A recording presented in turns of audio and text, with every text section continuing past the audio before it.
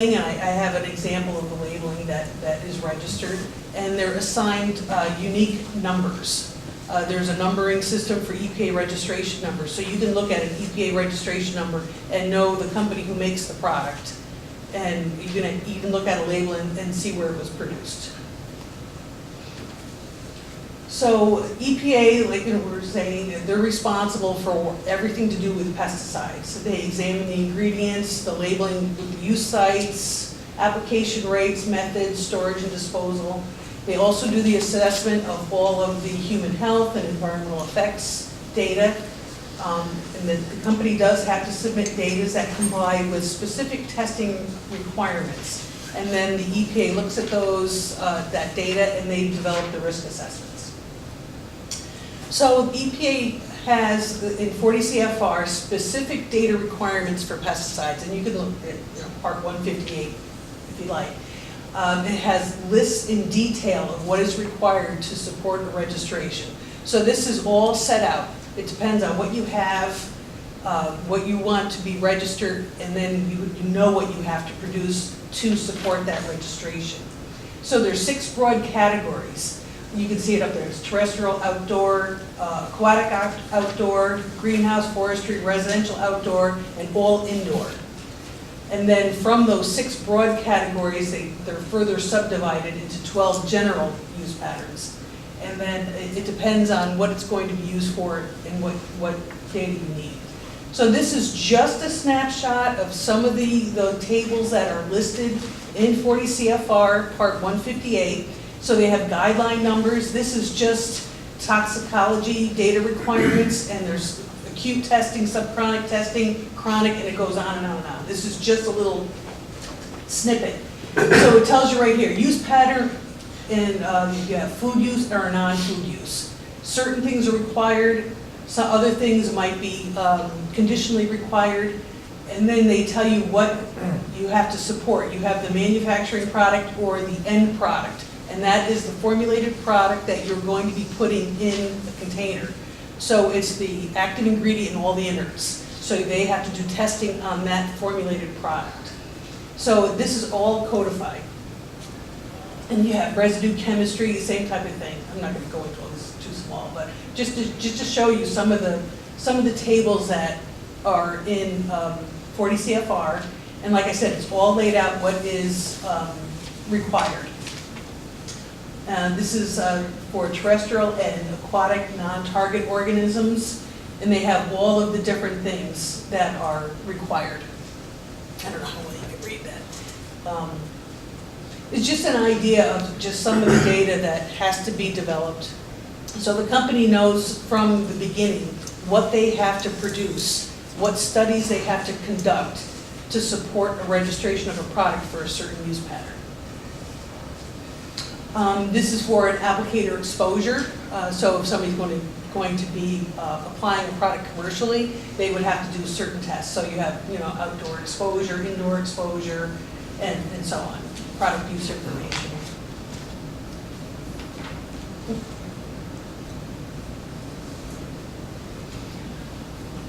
Okay, so EPA registration is needed before any product can be registered in any state.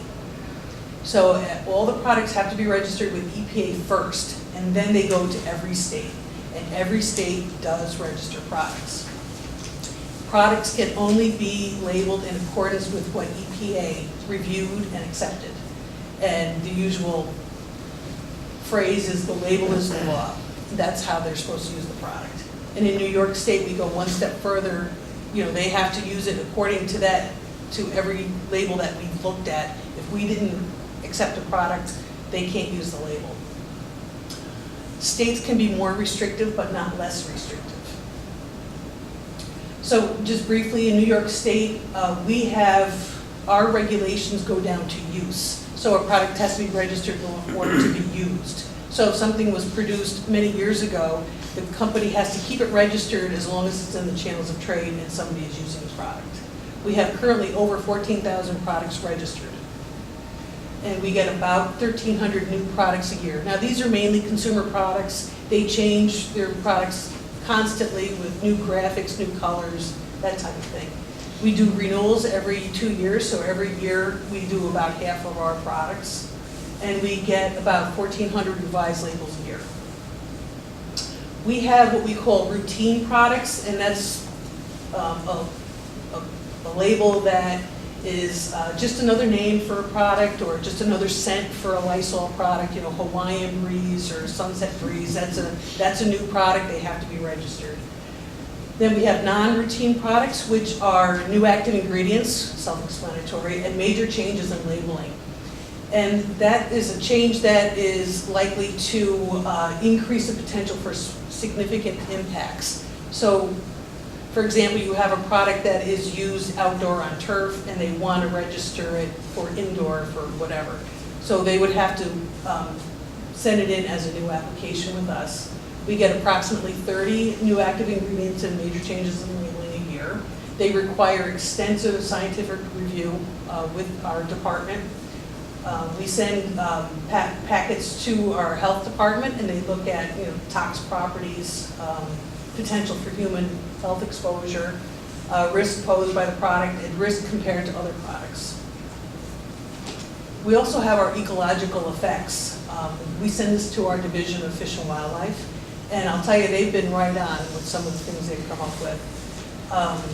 And they do some modeling for runoff, and they've really hit the target on a lot of things. We had buffer zones put on bifenthrin in our labels, and in California called us and said, why are there buffer zones? It's like, well, we had concerns. So, you know, we were spot on, even though we have a very small staff. We also have, California has like 400 people, but we have like 8. So, our environmental fate assessment is done by our department staff. Looks at different environmental properties of the products and the ingredients. This is very important for Long Island. Long Island is the worst case scenario for groundwater potential adverse effects. We have the infamy of being the first place that pesticides were found in groundwater. It was Temec in Long Island, and that started everything. So it's a big thing for Long Island. We have to really watch our products for Long Island. And we also look at the methods so that for enforcement purposes, we'd be able to find it in a lab if we got samples. So we do this big review. We get our reviews in from the Health Department, Fish and Wildlife, our groundwater people. If they have concerns, we have different ways that we can mitigate concerns. We can flat out deny the registration, or we can come up with different things to possibly make it so that we don't have the concerns that we have. And we deal with the registrants directly. And the label that I gave out, there is a lot of New York State language on it. And we also restrict a lot of products too. So that's another thing. When something is restricted, that means that it cannot be bought and used by a homeowner. It has to be used by a certified applicator and bought by someone who is certified. And we do have legislatively mandated timeframes for everything that we do, so that we can't just sit on applications. We have to declare whether something is complete or incomplete, and then once something is complete, it might take more than one time for something to be complete, but once something's complete, we have a certain amount of time to do it. For new actives and MCLs, we have 150 days. And if we have a problem, we have to deal with the registrants and negotiations and so on. So, and we have revised labeling. Amendments go to the EPA first for approval. Notifications do not. A lot of times we get notifications in that are really amendments, or they should have sent it in as amendments, so we have to reject them before the 31st day. So we have a lot of paper that we get and that we have to review. I just did a quick overview of the difference between DEC and EPA. We review products based on New York State unique resources in mind, a lot, especially Long Island. We review container labels. EPA does not review container labels. They review the main text master label for products. And we can restrict products if we have concerns. EPA only restricts products based on toxicity. If there's concerns after registration, did you want me to put that back? Yeah. Okay, I'm sorry, I just saw this and then so if we have concerns after we register something, for example, if something is found in groundwater or something, we have to identify all the products that are registered and figure out all the use patterns that we have. Then we have to pinpoint the problematic use patterns and the specific products, and then identify the registrants. And then we have to figure out what our possible mitigation measures might be. We have to address the products individually. We can't lump them together by active ingredient. There's no mechanism for us to do that. We don't have like a re-registration process or anything like that. That is one thing we have talked about in the past, and I don't know. I mean, we haven't really gone forward with that, but if we do find problems with an active ingredient, it depends on what it is. We would have to see what we could do with the registrations. But in general, the registrants do deal with us, and they do comply with what we want. They usually don't give us a hard time because they know they're really not going to win. So we do have a close relationship with the registrants. We have to work with them closely. That does not mean that we register all the products, not by any stretch of the imagination. So, and that was it. So. Great, speedy work. Yeah, talk fast. And we'll have questions after, but I don't know if anybody has any questions now or. I think we'll save them all for the end. So Peter? Okay, it was a tough act to follow. I was going to briefly touch on pesticide regulation by EPA, but that was, Jeanine did that much better and in more detail. But there, I will say there, Jeanine mentioned that EPA also and Doug also mentioned that EPA has authority under a different statute, the Food Quality Protection Act, to set pesticide residue limits. So how much pesticide can be left on foods. And that's supposed to be, they are supposed to be at a level that is safe, which means a reasonable certainty of no harm from the aggregate exposure of the pesticide through foods. If foods exceed that safe level, it's unsafe and it's adulterated and it can't be sold. And also the registration practice or the registration process can't result in violations of the tolerances. So when EPA sets a tolerance for food, obviously it wouldn't make much sense if they can register it for a use that then is going to leave a tolerance, a residue on food that is much greater than that. It has the Food Quality Protection Act, which was enacted in 1996 after a study came out that noted that, not a surprise, kids aren't the same as grown-ups. They act differently, they have different metabolism, different diets, and so there are specific provisions to consider the safety or the effect of chemicals, including pesticides, on infants and children. And if you don't have studies directly on the impact of infants and children, to impose additional safety factors. In addition, when EPA acts, they also, like you guys mentioned, the ecological risk. EPA, under other statutes, under the Endangered Species Act, has to consult with the wildlife agencies, the U.S. Fish and Wildlife Service or the National Marine Fisheries Service, if there will be an impact and could jeopardize endangered species.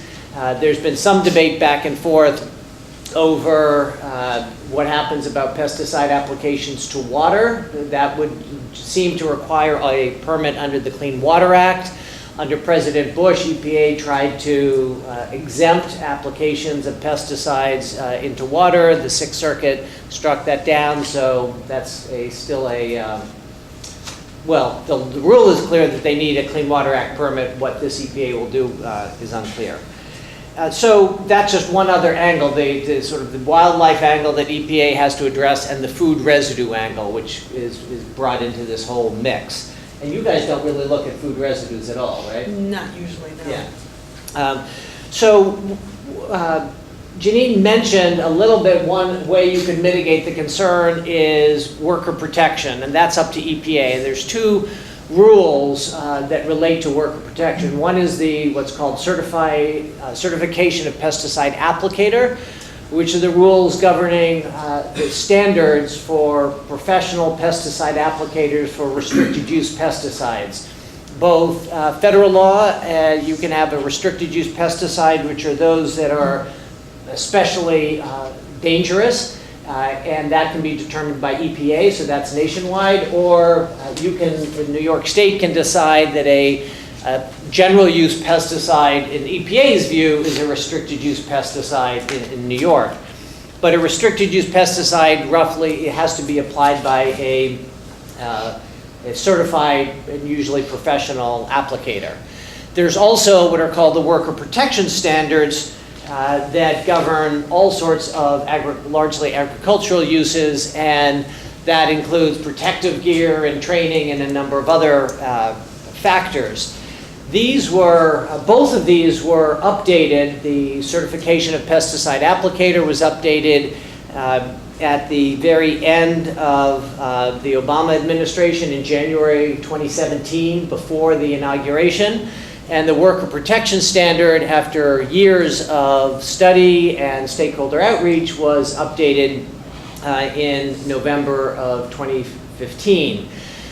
When Trump administration came in, they immediately tried to delay, because what we'll call CPA, the Certification of Pesticide Applicator rule, was recent enough. They tried to delay it, and they delayed it actually 5 different times. We sued them. The court said those delays were illegal, so it is now is put back into effect. They couldn't delay the worker protection standard since that was already in the process. But what they have instead done is they have announced their intent to weaken both of these standards. That they will initiate a rulemaking sometime before the end of the year, the fiscal year, to weaken the standards. There's one of the ways these were both strengthened is to put a minimum age requirement of 18 for a certified pesticide applicator or for applying pesticides of any sort. And they want to either weaken or eliminate the minimum age requirement. The worker protection standards also have what's called an exclusion zone, which means sort of a bubble around where they apply it, and people aren't supposed to go into that. And the third area that they've announced they want to weaken is the designated representative, which you can imagine is pretty important. Really take a look at that label that Jeanine gave, and imagine you speak Spanish. It's pretty much incomprehensible if you speak English, but if it's not your native language and you don't have much expertise in this, it's going to be pretty hard. So the idea is that there can be designated representatives who can get information and pass information, which can really help with training and compliance and understanding and safety, and they want to get rid of that. It's interesting that they argue that part of the reason they want to do this is concerns raised at the Pesticide Prevention or something Dialogue Committee, and a number of groups who were there wrote to EPA and said that's really hard to imagine, because EPA's representatives at this very meeting said there was general consensus that the minimum age requirement for these two rules made sense. And this was from an industry rep, there's a transcript of the meeting, one industry rep said, it's kind of a duh in my mind relating to don't have kids apply pesticides. And then as to the exclusion zone, which EPA wants to change, again, there's general consensus that this made sense, as again, as an industry representative at the committee said, well, it was explained to me by one guy. He said, quote, "We don't spray people, okay?" And yet the current EPA wants to revise that one too. And again, as the idea of the designated representative, there was at this meeting, which included, as I said, a number of industry reps, common consensus that it was a, quote, good idea for advancement of safety compliance. In other words, if you have rules, people should be able to understand them. So needless to say, there will be litigation over this as they move forward. If they do move forward with trying to weaken these really extraordinarily important protections, it is worth noting that part of the reason these protections were upgraded during the last administration is extensive evidence of harm to farm workers that went to Washington and told their personal stories, and also Gina McCarthy and others went out to visit farm workers and heard their personal stories. And these pesticides, after all, they're meant to kill things. And so when people are exposed to them, there can be pretty significant human impacts, sometimes very dramatic, like death, sometimes much longer term impacts to both the workers and their families. Workers can bring it back to their homes if it's on their clothes, and kids are particularly susceptible.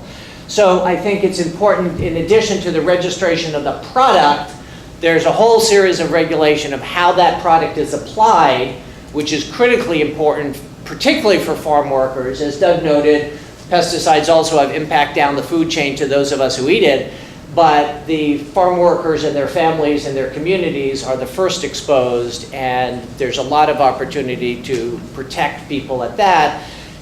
We made a lot of progress. We'll hope we not go too far backwards. I want to mention one, shifting gears a little bit, one particularly active debate is around a pesticide called chlorpyrifos. As Doug mentioned, this is one of the organophosphate chemicals. We like to point out that organophosphates were designed during the war as nerve gases, and under the Geneva Convention, you can't spray it on your enemies in wartime, but go ahead and spray it on your food and your farm workers now. So it's a little surprising that is the case. It was first registered in 1965, and it's the most widely used pesticide in the United States on a wide variety of crops. Although in New York, it's not the most widely used, and in New York, it's largely used on non-crops, such as turf and golf courses and other uses. And interestingly, after a big push, it was banned for residential use in 2000. It was officially a voluntary agreement, but it was a voluntary agreement that came before they were about to abandon it or prohibit it. But unfortunately, it was still allowed in agricultural use. So since then, there's been a big effort, a lot of science being done and a lot of effort by farm workers and advocates for farm workers and others to get chlorpyrifos banned for, and by when I mean banned, it would be to revoke the registration and rescind the food tolerances. That's the sort of mechanism. And so there was in 2007, Earthjustice, on behalf of a number of organizations, submitted a petition to revoke the tolerances and cancel the registration. EPA didn't act on that, so we filed a mandamus petition to get the EPA act. In 2014, the court found there was egregious delay on behalf of EPA, and in 2016, ordered that EPA take final action on chlorpyrifos by March 31st, 2017. We were all very hopeful that EPA would, in fact, ban chlorpyrifos at this time, because at the end of 2015, EPA staff scientists had recommended to revoke all tolerances, particularly because of neurodevelopmental impact on kids. New studies show that at very low levels, it has a real impact on kids' neurodevelopment. that is quite significant. Unfortunately, if you think about the date, March 31st is after the inauguration, so Scott Pruitt decided that despite his staff scientist's recommendation and pretty extensive science, that the science was still uncertain, and he would keep thinking about this for a few more years until it came up in the sort of normal cycle for reconsideration. So we, on behalf of a number of other organizations, are back in court trying to get EPA to move quickly. There's now a whole administrative process and legal process, but there's going to be, that issue isn't going to go away as we continue to try to press the EPA to follow the science and revoke the tolerances and registration of chlorpyrifos. Interestingly, you might have followed just in the last couple days, EPA has announced their, quote, secret science policy.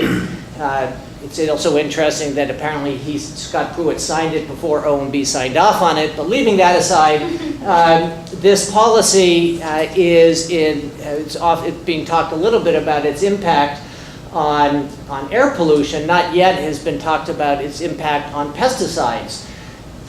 What they're really going after in many ways are epidemiological studies based on human health. And those studies, which are not like lab studies on rats and mice, can't be perfectly replicated and not all the data is public because personal data of these studies is by law private. But claiming that science should be transparent and replicable, they're trying to knock out the use of these studies, which could be very, very important in the process of registering or pesticides or establishing tolerances. Given that the federal government seems to have taken a detour on chlorpyrifos, there's been efforts at various state levels to ban chlorpyrifos. Maryland legislature debated a bill, came close, it didn't quite pass, and it supposedly will come back next year to ban chlorpyrifos in Maryland.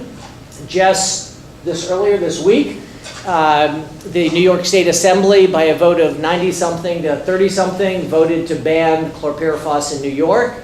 I don't think that bill has a companion in the state Senate yet, and so we'll see where that goes. But you can expect continued effort in New York and in other states to act to ban one of the, what many advocates feel and the science seems to demonstrate is one of the most significantly used and very dangerous pesticides. So those are some of the hot topics. Let's keep the worker protection standards, let's ban the worst ones, and let's have a decent oversight by EPA. And thank you for oversight in DC. And I was just going to add one thing about the WPS stuff. They put it into effect and they're like, oh, well, let's bring it back. But we're already trying to roll out training for it, and we're like, what are we supposed to do? What are we doing? You know, so it puts all the states at a disadvantage because they don't know which way to go. Right. So, because they have to get ready for it. And there's additional part, there's some training manuals that are supposed to be effective, but they just haven't published them yet. So they're done, up in the air. but they're just not publishing them. So that may also be subject of litigation. Great, well, thanks. On to you, Kim. Do you want to sit here and do your photo?